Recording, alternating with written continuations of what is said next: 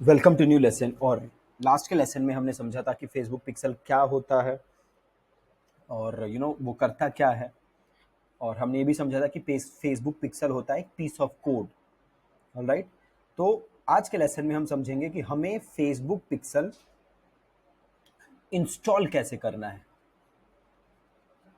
Install कैसे करना है, देखिए, इंस्टॉल करने के फेसबुक पिक्सल क्या समझना है हमें कि हमें फेसबुक पिक्सल इंस्टॉल कैसे करना है। बड़े सारे तरीके हैं इंस्टॉल करने के। सबसे इजीएस्ट वाला तरीका मैं आपको बताने वाला हूं।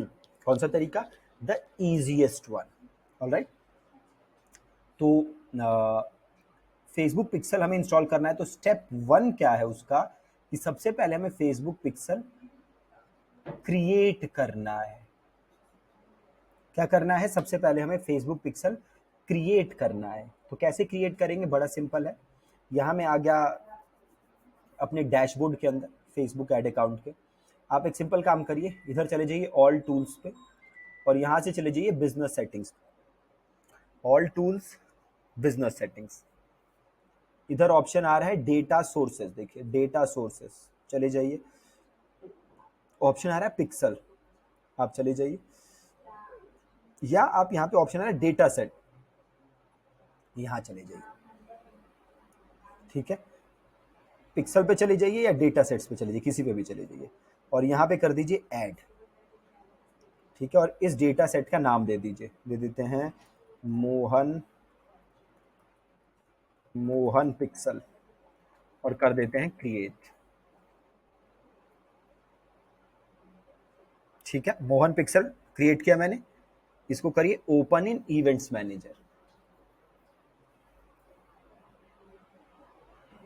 ठीक है, ओपन इन इवेंट्स मैनेजर का ऑप्शन आ गया। यहाँ पे नीचे आई, देखिए एक ऑप्शन है सेटअप मेटा पिक्सल। ऑप्शन आ रहा है सेटअप मेटा पिक्सल, क्लिक करिए। पहला ऑप्शन है इंस्टॉल कोड मैनुअली, क्लिक करिए। कॉपी बेस कोड आ गया, ये देखिए कोड आ गया। अब ये कोड हमें अपनी वेबसाइट के अंदर लगाना है। ठीक है, ये कोड हमें क्या करना है? अपनी वेबसाइट के अंदर लगाना है। तो यहाँ पे दो चीजें हैं। अभी मैं आपको सिखाऊंगा वर्डप्रेस वेबसाइट पे आप कैसे लगा सकते हैं। क्या सिखाऊंगा कि वर्डप्रेस वेबसाइट पे आप कैसे लगा सकते हैं।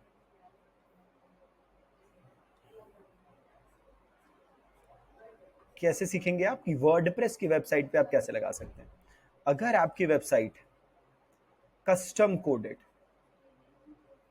कोडिंग पे बनी हुई है तो भी बहुत सिंपल है, आप ये कोड उठा के अपने डेवलपर को दे देंगे और डेवलपर अपने आप लगा देगा। ठीक है, आप ये कोड उठा के डेवलपर को दे देंगे, developer will install the code. ठीक है, हम वर्डप्रेस में लगाना सीखेंगे तो उसके लिए हमें क्या करना होगा? वर्डप्रेस के अंदर एक थीम इंस्टॉल कर एक प्लगइन इंस्टॉल करना होगा।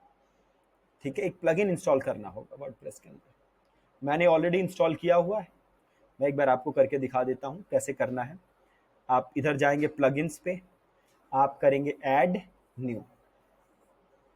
आप कहाँ जाएंगे? प्लगइन्स पे, ऐड न्यू, और आप यहाँ सर्च करेंगे WP कोड। क्या सर्च करेंगे? WP code. ये रहा WP कोड। ठीक है, ये देखिए मैंने इंस्टॉल एंड एक्टिवेट किया हुआ है। आपके केस में यहाँ पे इंस्टॉल होगा का ऑप्शन आएगा, उसे इंस्टॉल करके एक्टिवेट कर लीजिए।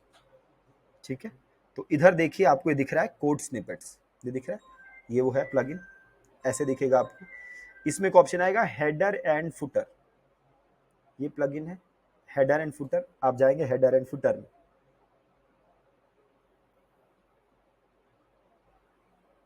और आप आएंगे वापस इधर, इस कोड को कर लेंगे कॉपी, फिर करेंगे कंटिन्यू, इसको कर देंगे टर्न ऑन, फिर करेंगे कंटिन्यू, फिर गो टू पिक्सल ओवर। इधर आएंगे वापस, हेडर में आप पेस्ट कर देंगे, जो कॉपी किया था उसको हेडर में पेस्ट कर देंगे और आप कर देंगे देन सेव चेंजेस। पेस्ट करके क्या करेंगे, सेव चेंजेस, फिर से सेव कर दीजिए। और यहाँ से ये जो डमी वेबसाइट है इसको ओपन कर लेते हैं, ठीक है। अब चेक करना है कि पिक्सल लगा है कि नहीं लगा। तो कैसे करेंगे, वेबसाइट का जो यूआरएल है उसको कॉपी किया, वापस आए, ठीक है, सेटिंग्स में गए, इधर सेटिंग्स में गए, इधर देखिए आपके पास ऑप्शन होगा, कहाँ चला गया, एक सेकंड जी, सेटिंग्स में जाएंगे, आपके पास इधर ऑप्शन देगा टेस्ट इवेंट्स, आपके पास ऑप्शन आता है बेसिकली टेस्ट इवेंट्स का। वो एक बार मैं इधर देख लेता हूँ, फेसबुक कभी कभी इधर उधर करता रहता है, तो डायग्नोस्टिक्स में देख लेते हैं, इधर नहीं है, हिस्ट्री में तो हो नहीं सकता, सेटिंग्स में नज़र नहीं आ रहा, वैसे इधर ही होता है, टेस्ट इवेंट्स का ऑप्शन होता है इधर, शायद फेसबुक ने कुछ चेंजेस किए हैं। और एक सेकंड, अगर मैं कंटिन्यू पिक्सल सेटअप करता हूँ, Meta pixel connect install code manually, तो हम इंस्टॉल तो कर ही चुके हैं, तो उसमें तो है नहीं, या आप ये कर लीजिए, इवेंट सेटअप टूल से भी नहीं होगा, ठीक है। तो यहाँ पे वो ऑप्शन आ नहीं रहा फॉर सम रीजन, फेसबुक ने शायद चेंज किया होगा।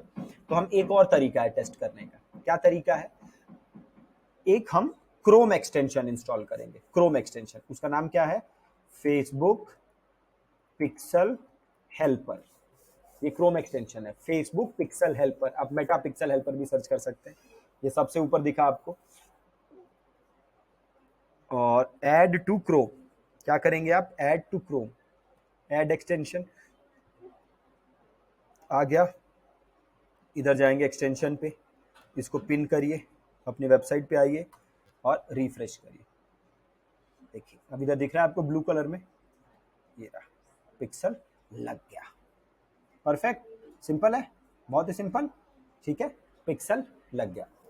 अब यहाँ एक चीज है जो आपको पता होनी चाहिए, क्या चीजें पता होनी चाहिए, अभी जैसे मैंने पिक्सल जो लगाया है, वो क्या किया है मैंने, वो पिक्सल मैंने जो लगाया है वो मेरे वेबसाइट पे जितने पेजेस हैं सब पे फायर होगा, पेज 1 इस पे भी फायर होगा, पेज 2 इस पे भी फायर होगा, पेज 3 इस पे भी फायर होगा, पेज 4 इस पे भी फायर होगा, सब पे फायर होगा वो पिक्सल। नाउ हमारे वेबसाइट पे तो 15-20 पेजेस हो सकते हैं, लेकिन हमारे लिए सबसे इंपॉर्टेंट पेज कौन सा है अपनी वेबसाइट का, हमारे लिए सबसे इंपॉर्टेंट पेज है हमारी वेबसाइट का हमारा thank you page.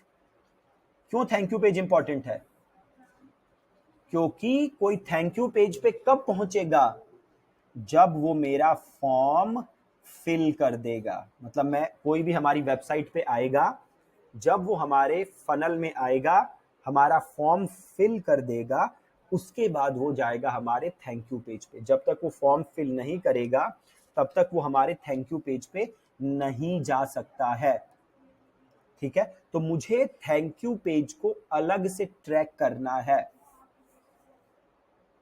Thank you page को अलग से ट्रैक करना है। फेसबुक के लिए देखिए, कोई मेरे पेज 1 पे आए वो भी बराबर है, पेज 2 पे भी बराबर है, पेज 3 पे भी बराबर है, पेज 4 पे भी बराबर है।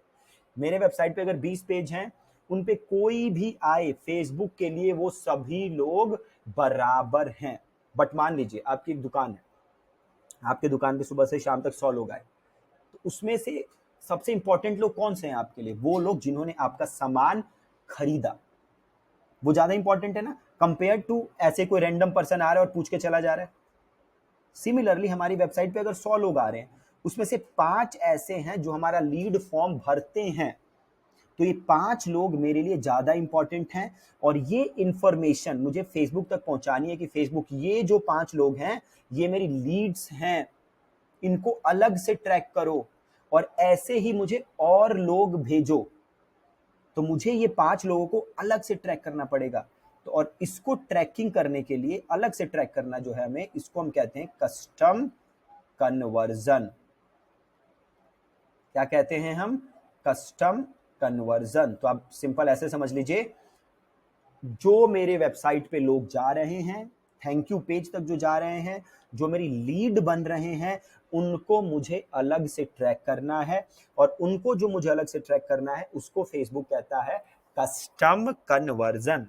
ठीक है, तो आप एक ऐसे समझ लीजिए, मान लीजिए कि आप कोर्स सिखाते हैं, आपकी वेबसाइट जो कोर्सेज से रिलेटेड है, तो एक आपका लैंडिंग पेज है कोडिंग से रिलेटेड, ठीक है, एक लैंडिंग पेज है एसएससी से रिलेटेड, एक लैंडिंग पेज है डिजिटल मार्केटिंग से रिलेटेड, एक लैंडिंग पेज है एआई से रिलेटेड। ठीक है, अब जो आपका कोडिंग की लैंडिंग पेज पे आएगा और आपका फॉर्म भरेगा कोर्स करने के लिए, तो फॉर्म भरने के बाद वो कहाँ चला जाएगा? थैंक यू पेज पे। सिमिलरली कोई आपके एसएससी के लैंडिंग पेज पे आया, उसने आपका फॉर्म भरा, फॉर्म भर के वो कहाँ चला जाएगा? आपके थैंक यू पेज पे। सिमिलरली कोई डिजिटल मार्केटिंग के लैंडिंग पेज पे आया, उसने आपका फॉर्म भरा, फॉर्म भर के कहाँ चला जाएगा? थैंक यू पेज पे। सिमिलरली कोई एआई के लैंडिंग पेज पे आया, उसने आपका फॉर्म भरा, फॉर्म भर के वो कहाँ चला जाएगा? थैंक यू पेज पे। ठीक है, तो मुझे हर थैंक यू पेज अलग से ट्रैक करना है, तो हर थैंक यू पेज के लिए मुझे अलग कस्टम सीसी यानी कस्टम कन्वर्जन बनाना पड़ेगा। इसके लिए अलग कस्टम कन्वर्जन, इसके लिए अलग कस्टम कन्वर्जन, इसके लिए अलग कस्टम कन्वर्जन। तो मुझे हर थैंक यू पेज के लिए अलग कस्टम कन्वर्जन बनाना है, ये आपको याद रखना है। ठीक है, हर थैंक यू पेज के लिए अलग कस्टम कन्वर्जन हमारा बनेगा। ऑलराइट, बहुत ही सिंपल है। ठीक है ना, तो अगले लेसन में मैं आपको एक कन्वर्जन बना के दिखाऊंगा कि ये कैसे बनता है, तो आप पूरा वहां से देख सकते हैं। ठीक है जी, थैंक यू सो मच।